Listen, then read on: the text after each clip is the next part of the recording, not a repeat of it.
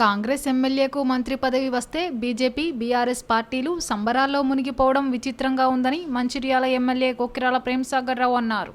బుధవారం main road చౌరస్తాలో ఏర్పాటు చేసిన మీడియా సమావేశంలో ఆయన మాట్లాడారు. మంచిర్యాలలో బీజేపీ, బీఆర్ఎస్ రెండు పార్టీలు మిలాఖత్ అయ్యాయని ఆరోపించారు. మంచిర్యాల నియోజకవర్గానికి నేనే మంత్రి, నేనే రాజు అని స్పష్టం చేశారు. వర్షాకాల ఆటంకం లేకపోతే డిసెంబర్ నాటికి రోడ్ల విస్తరణ, భూగర్భ మురికి కాలువల నిర్మాణాలు పూర్తవుతాయని తెలిపారు. రోడ్లు విస్తారంగా ఉంటేనే భావితరాలకు అభివృద్ధిని అందించిన వారం అవుతామన్నారు. విశ్వనాథ ఆలయం దుకాణాల సముదాయం కూల్చివేతకు అనుమతి లభించిందని, గురువారం ఉదయం కూల్చివేతలు ఉంటాయని తెలిపారు. ఏప్రిల్ లాస్ట్ వీక్లో ఆర్డర్ వచ్చింది. లాస్ట్ ఆర్డర్ అంటే కాపీలు ఆర్డర్ కొంచెం టైం పట్టింది. కాపీలు వచ్చింది. ఇది ఎప్పుడు నిల్వకి చేయాలి, కానీ ఈ లోపల ఈ శాంక్షన్ అవుతుందని చెప్పి ఆగలేదు. ఈ శాంక్షన్ కూడా అయిపోయింది. అది కూడా ఈ శాంక్షన్తో పాటు ఇంకొక కొత్త ఏరియా కూడా కలిపినాం. ఐపీ కార్డు నుంచి వెళ్ళి శ్రీనివాస గార్డెన్ అంటే మంచిర్యాల మన కార్పొరేషన్ పరిధిలో అండర్గ్రౌండ్ డ్రైనేజ్, కేబులింగ్ రోడ్ కూడా కలిపి ఆడికెళ్ళి రాళ్ళబాబు అంతా అక్కడ టీసీఎఫ్ మొత్తం కలిపినాం. కాలేజీ రోడ్ ఇవన్నీ కలిపి చేస్తున్నాం. 78 కోర్స్ వచ్చింది, ఇంకో 4 కోట్లు వస్తుంది. అవి కూడా తీసుకుని ఈ రకంగా శాంక్షన్ అయింది. డిపిఆర్ రెడీ అయింది. ఇంకొక 4-5 రోజులు ఈ వారం లోపల రెడీ చేసి వచ్చే వారం టెండర్ ప్రక్రియ మొదలవుతుంది. 16 టెండర్ ప్రక్రియ దాదాపు 30 తారీఖు 14 రోజులు పెట్టాలి టెండర్. ఆ టెండర్ ప్రక్రియ అయిపోయిన తర్వాత అంటే జూలై 15 వరకు పేపర్ వర్క్ అంతా కంప్లీట్ చేసి అవార్డు చేసి కార్యక్రమం తీసుకుని మొదలు పెడతాం. వర్షాలతో ఇబ్బంది కాకపోతే దీపావళికి 15 అటు ఇటు చేస్తాం. ఒకవేళ వర్షాలతో ఏమైనా ఇబ్బంది అయితే మాత్రం డిసెంబర్ 31 లోపల పూర్తి కంప్లీట్ చేసాం. రేపు ఉదయం 19 గంటలకు స్టార్ట్ చేసి గుడి షాపులు మొదలు తీసేస్తాం. గుడి షాపులు మొదలు తీసేసి దానిలో ఏమున్నది, ఎంకరేజ్మెంట్ ఎవరు అవన్నీ కనబడుతున్నాయి. మాకు రేపు పొద్దున మార్కింగ్ చేస్తాం, తీసేస్తాం. ఎవరెవరైతే గుడి ప్రాపర్టీలకు వచ్చిందో 30 గుంట ఎంత ఉన్నట్టు అది పాతరికాల కొద్దిగా దాని దూరం పోదలుచుకోవాలి. ఇవాళ ఉన్న రికార్డు ప్రకారం 30 గుంటల చిల్లర ఉంటుంది. అది ఎక్కడ దాకా వస్తే అక్కడ దాకా కొట్టేస్తాం. మళ్ళీ ఏం కాంప్రమైజ్ లేదు. షాపులు రేపు స్టార్ట్ అయితే కొట్టేస్తాం. హైకింగ్ రేపు సాయంత్రం అయిపోతుంది. దీని తర్వాత ఎక్కడెక్కడ మిగిలిపోయిన వాళ్ళు కుటుంబాలు ఉంటే వాళ్ళు కొట్టుకుంటారని ఆశిస్తాను. వాళ్ళు కొట్టుకుంటే మేము ఇస్తాం.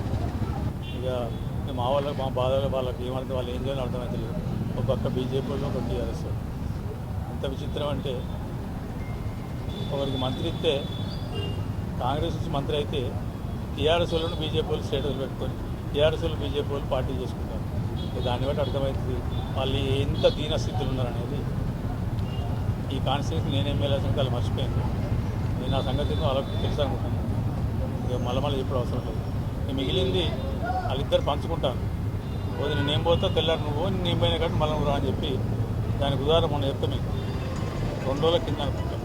2 రోజుల కింద మాజీ ఎమ్మెల్యే గారు మన మార్కెట్కి పోయిన అక్కడికి, మన నస్పూర్ మార్కెట్ పోయి అభివృద్ధిని అడ్డుకుంటానని చెప్పాను.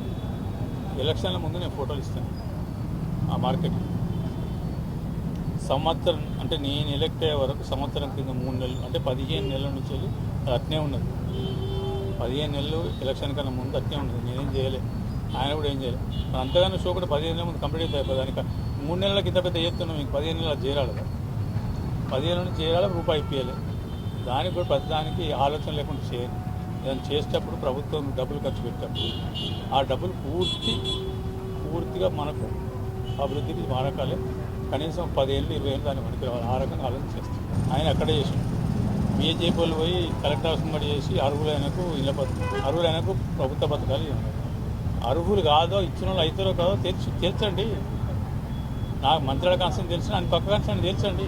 ఎవరికి ఇచ్చిన అర్హులు కాని వాళ్ళకి ఇస్తే పట్టుకోండి, సిద్ధంగా ఉన్నాను. నేను 7 సార్లు చేయించిన డివిజన్స్ ఒక్కొక్క పథకం ఇల్లు మీద 7 సార్లు పోయింది. 2 సార్లు అధికారులు పోతే 5 సార్లు డిఫరెంట్ పీపుల్ పోయింది. వాళ్ళు ఇళ్ళకి యాస్టకి వచ్చి ఆఖరి మీరు ఇతర అయ్యారా కింద సార్లు వస్తానని. సో ఆ పరిస్థితి నేను తెచ్చుకుని నేను నన్ను ప్రశ్నించే పరిస్థితి నేను తెచ్చుకోను. ఇవాళ వాళ్ళు నన్ను అనుకున్నా అనుకోకపోయినా నేను ఏదైతే లక్ష్యం పెట్టుకొని వచ్చినో ఆ లక్ష్యం నుంచి నన్ను ఎవ్వరు మార్చలేదు. ఆ లక్ష్యం పుట్టేదంటే నా ప్రయాణం ఆగదు. ప్రజలు హ్యాపీగా, ప్రజలు సంతోషంగా పథకాల గురించి కానీ ఇంకా దేని గురించి కానీ ఎక్కడ ఏ వేదిక చర్చకిద్దామని చెప్పిన ఎక్కువగా చెప్తాను సార్. ఇవన్నీ మాట్లాడి పని చేసి మీ పార్టీ పని మీరు చేసుకోండి. మా కాంగ్రెస్లో కూడా మేము ఎన్నో కొత్త కాంగ్రెస్లో కూడా పెట్టుకోండి. కాంగ్రెస్ వాళ్ళు బీజేపీలో చేసి ధైర్యం ఉంటుంది చేయమని చూస్తాం. ఇవన్నీ ఇక్కడ ఏం నడవేవన్నీ ఈ కాన్స్టిట్యూన్సీలో నేను చెప్పిందని నడుపుతాను. నేను చెప్పిన వాళ్ళకి ఇల్లు వస్తాయి, నేను చెప్పిన వాళ్ళకి అన్నీ వస్తాయి. నేను మా కార్యకర్త కూడా ఇళ్ళ పని చెప్తా. ఇక్కడ ఒక్క తట్ట మట్టి కూడా ఇంకొని ఉంటాను నేను. ఇక్కడ ప్రతి తట్ట మట్టి పోసే హక్కు నాకు, తీసే హక్కు నాకు. దాని వెళ్ళిపోయే ప్రసక్తి లేదు. మిగిలింది అభివృద్ధి అనేది నేను డేట్లు చెప్పి చేస్తున్నాను. మొదలుపెట్టి నా డేట్ చెప్తే నా డేట్ కంప్లీట్ చేసి ఇప్పటికి 2 అయిపోయినాయి. మా ప్రస్థానం అయిపోయింది, అంబేద్కర్ చెప్పి అయిపోయింది. రేపు మా మంచిర్యాల లక్ష్మీపేటలో స్కూలు కాలేజీ ఒక్కసారి పత్రికా మిత్రులు వ్యాపారస్తులు అందరూ ఒకసారి చూసుకోండి. అది చూసుకున్నాక చెప్పండి.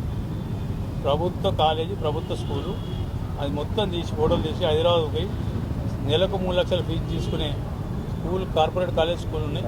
అవి చూసి చెప్పండి. అది మంచిగానే మనకి తేడా ఒక్కటే, వాళ్ళు అక్కడ ఏసీలు పెట్టింది, నేను పెట్టలే ఏసీ తప్ప. మిగతా వాళ్ళకన్నా మన రేట్లు బాగుంటుంది. ఇన్ఫ్రాస్ట్రక్చర్ బాగా చేసినాం. డెఫినెట్లీ టీచర్లకు కూడా మాట్లాడుతున్నాం. వాళ్ళతో అందరికీ కూడా మాట్లాడి 2-3 సంవత్సరాల లోపల ప్రైవేట్ దుకాణాన్ని బంద్ అయితే చేస్తాం. మంచిర్యాల జిల్లా బెల్లంపల్లి పట్టణంలో మంగళవారం రాత్రి వీచిన గాలులు, కురిసిన భారీ వర్షం జనజీవనాన్ని అతలాకుతలం చేసింది. గాలులు, భారీ వర్ష ప్రభావంతో పట్టణంలో అనేక చోట్ల విద్యుత్ స్తంభాలు విరుగుపడ్డాయి. గాలుల తీవ్రతకు చెట్లు విరిగి స్తంభాలు, విద్యుత్ తీగలపై పడడంతో భారీ నష్టం వాటిల్లి సరఫరా పూర్తిగా నిలిచిపోయింది. పట్టణంలోని పోలీస్ హెడ్ క్వార్టర్ ప్రాంతంలో భారీ వృక్షం రోడ్డుకు అడ్డంగా పడిపోవడంతో పెద్దబూద, చంద్రవెల్లి తదితర గ్రామాలకు రాకపోకలు నిలిచిపోయాయి. అదేవిధంగా కోర్టు సమీపంలో భారీ వృక్షం విద్యుత్ తీగలపై పడిపోవడంతో రాత్రి నుండి కోర్టు పరిసర ప్రాంత బస్తీలలో విద్యుత్ సరఫరా నిలిచిపోయింది. గాంధీనగర్లో సైతం రాత్రి వీచిన భారీ గాలులకు, వర్షానికి చెట్లు పడిపోయి 7 విద్యుత్ స్తంభాలు నేలకొరిగాయి. దీంతో గాంధీనగర్లో విద్యుత్ సరఫరాలో అంతరాయం ఏర్పడింది.